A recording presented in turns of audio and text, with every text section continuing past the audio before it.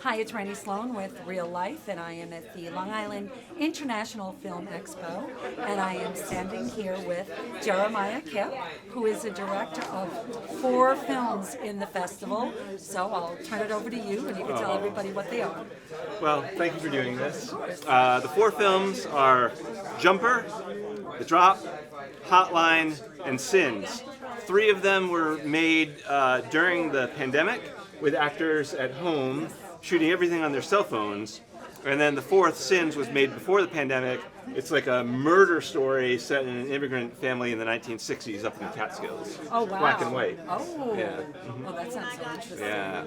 So now of course, as artists, we all, the pandemic hits, Yeah. and we need to stay creative. Mm-hmm. So I'm sure that was like your inspiration for starting this, correct? But what made you keep going with it for another, the other film that you did?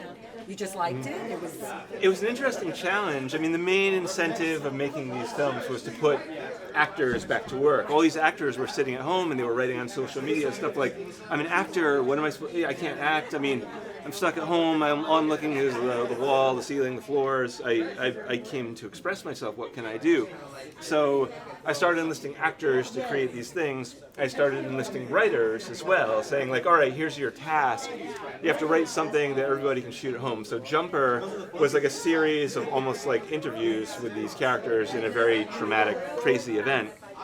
For the next one, The Drop, we upped the ante and said, all right, now we're going to do something with 2 characters, but we have to change the angles. We have to do wide, medium, close-ups. We have to do, you're never going to look at the camera or do a direct address. We're going to treat it like a regular movie, only you're the director of photography as well as the actor, which is a real challenge for actors. 100%. But they really rose to the occasion. Yeah, it was really exciting. I've seen The Drop, and I love just I was getting anxious watching just it's an estranged couple. Yeah. And I just felt the tension just through a phone call. And I was like, this guy is doing something right, because it was of course the actors. Yeah, we had a very good writer named Tim Nolan, who's a playwright and just getting into film right now. I mean, he has a very good ear for dialogue, and he sustains the tension in this very short 5-minute episode, so it moves really quickly. Yes. And then very good actors, Ben McHugh and Jessica Green. We rehearsed on Zoom,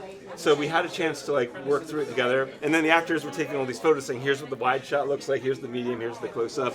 We figured all that stuff out together. It wound up being this enormously creative experience for the actors that they don't normally get to do. Right. Which is like, well, the shot would be way better if I climb up on a ladder and do a thing here. And they were getting all creative. That. Yeah, I mean, they were wildly creative, awesome. And it was very inspirational.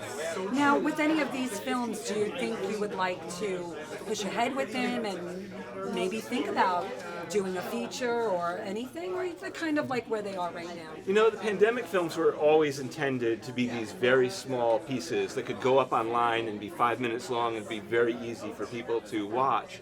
The other film at this festival, Sins, which was like a 15-minute short film, it's been doing the festival run for I think 2 years now. Making that film was so inspirational to the writer and myself that she went off and wrote a feature-length version of it and is using the short as a proof of concept to get the feature made. So it's possible. I mean, I did do another short film that we got the money to make it into a feature. I think that inspired her to say, I'm going to use this as a launching pad for a larger story, which expands the murder still exists in the feature, but it expands and we get more of a scale of the town and stuff like that. Now, what about you? What do you have coming up? Do you have anything written or that you're writing? There's a feature that is coming out in October. There's a monster movie called Slapface. It stars August Maturo from the film The Nun, which was a great success, and Dan Hedaya, who's been in a million movies, like The Usual Suspects, and he was the dad in Clueless. So, scary movie about a monster and the little kid who finds him. And at first he thinks he's got a great imaginary friend, but then all hell breaks loose. So check that out in October, which is just in time for Halloween. Exactly, perfect timing. Now, where can people find you on social media? Well, I'm on Instagram and Facebook. If you just look for my name, Jeremiah Kipp, then Jeremiah is a pretty distinctive name. I'm pretty easy to find in that way. If you want to go straight to my website, it's my last name, Kipp, kippfilms.com, and you can see some of my other work there. Awesome. Well, congratulations on everything, and thank you for coming. Thank you. It was a pleasure. Jeremiah Kipp, thank you.